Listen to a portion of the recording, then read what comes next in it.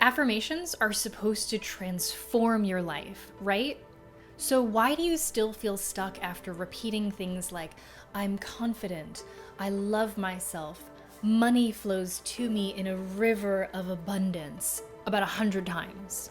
If affirmations were enough, we would all be rich, successful, confident, and happy. But we're not, and it's because they're not enough. Today I'm breaking down why affirmations fail and sharing proven strategies to actually change your mindset for real results.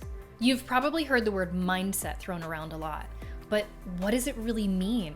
And more importantly, why does it shape everything you experience, from your success or your failure to your happiness or lack thereof? I'll start with the sciencey answer. A mindset is a selective viewpoint that helps us to organize and understand phenomena. And to put that into plain English, a mindset is how we make sense of the world. It's the way that we look at things. Our mindset consists of our thoughts and our beliefs, as well as our expectations. And the different mindsets that we hold influence our attention, our emotions, our behavior, and our physiology. Think of your mindset as the lens of your glasses. If your lenses are foggy, you're gonna bump into things a lot. Why is all of this important? Well, you've probably heard the saying, your thoughts create your reality. So here's how that works. Your thoughts impact how you feel. If you have the thought, I'm a massive loser with no friends and I fail at everything I try, you're probably going to feel things like shame, self-doubt, loneliness, and a lot of other really heavy stuff. But if you have a thought like, my superpower is figuring things out and I am not afraid of failure, you might feel things like confident, determined, strong. And we could go through this example with 100 different emotions and billions of different thoughts. But here's why that's important. Your actions are driven by your feelings. If you feel determined, you're going to take positive action. If you feel overwhelmed, you might not do anything. If you're hungry, you'll want to go get food. If you're hot, you'll want to cool off. If you are scared, you might freeze and do nothing. If you feel apathetic or you're overcome with fear or self-doubt, you're probably not going to take many actions towards getting what you want. But if you feel confident, determined, motivated, then you're going to take more action and you're going to get a totally different set of results. Mindset shapes everything, but why doesn't saying, I am confident, make you feel any more confident? It's because affirmations can create a mental conflict, making your brain resist the change even more. That's why positive affirmations can backfire. Let's look at the science. Psychologist Joanne Wood's self-comparison theory suggests that we want to hear words that are coherent with our existing sense of self more than we want to hear positive words about ourselves. In other words, we resonate with messages that confirm who we already think we are, and we find words, including affirmations, that conflict with who we think we are to be unsettling. In one of Wood's experiments, she divided participants into those with high and low self-esteem and had them repeat phrases to themselves like, I am a lovable person. And it turned out those with low self-esteem actually felt worse after repeating the positive affirmations. Why might this happen?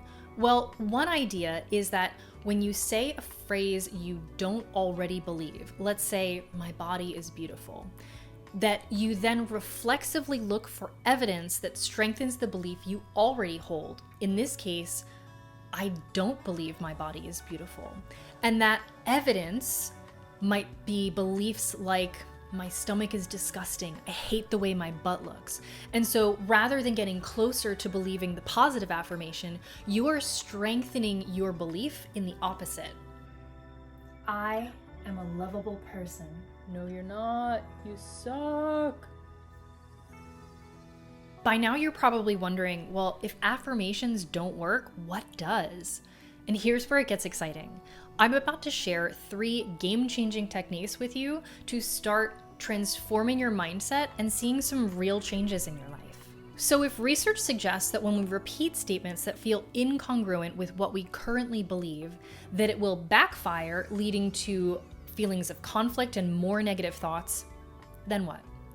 Well, first, and probably the easiest, is that we can start collecting, writing down, helpful beliefs that you're already having. Second, if there is a thought you would like to believe, you can get there by building a bridge of believable thoughts from where you are now. I call them bridge thoughts, and they indicate that you're working toward a goal thought, that it may be possible in the future, or otherwise act as a neutral connector between a negative thought and a positive thought. How do bridge thoughts work?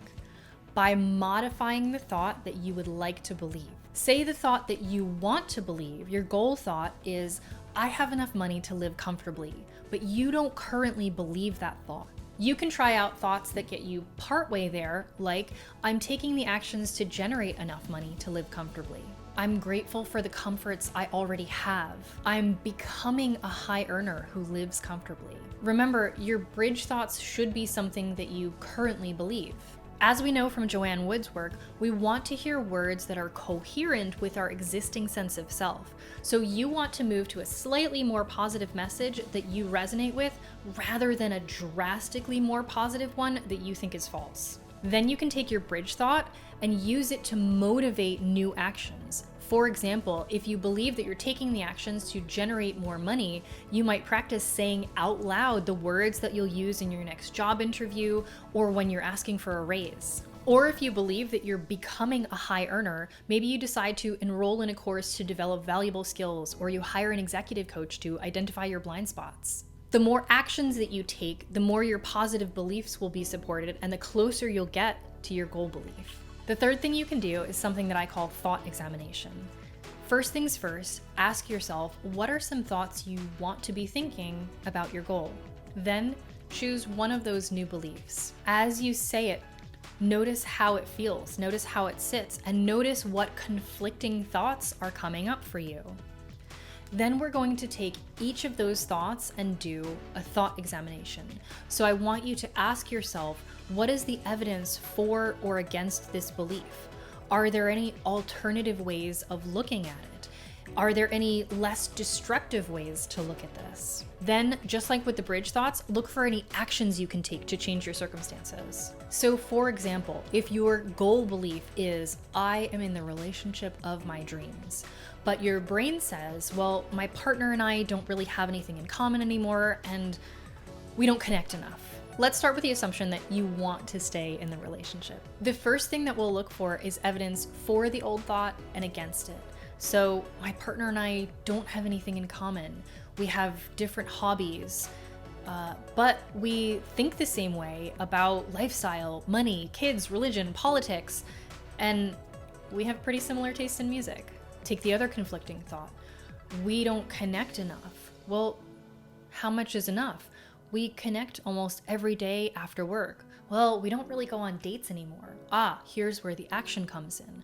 I can suggest weekly dates or activities I'd like to do with my partner. I can express interest in my partner's hobbies. So we can take this goal thought, I am in the relationship of my dreams, and we can transform it into, I am creating the relationship of my dreams. I am becoming a dream partner for my spouse. Now that you've got these powerful strategies, what's the next step? It's time to put them into action.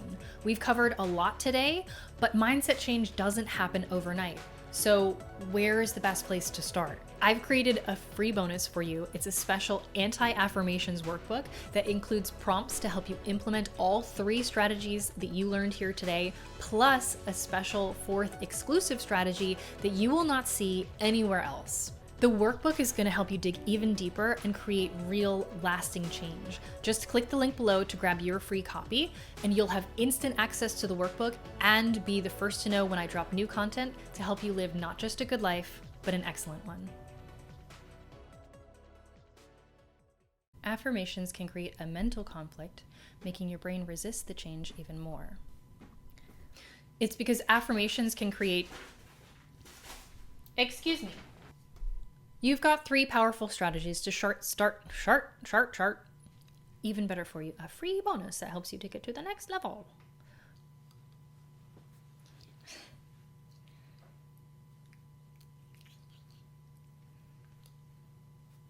I'll put them on your face. Ha ha ha ha ha, you're so cute.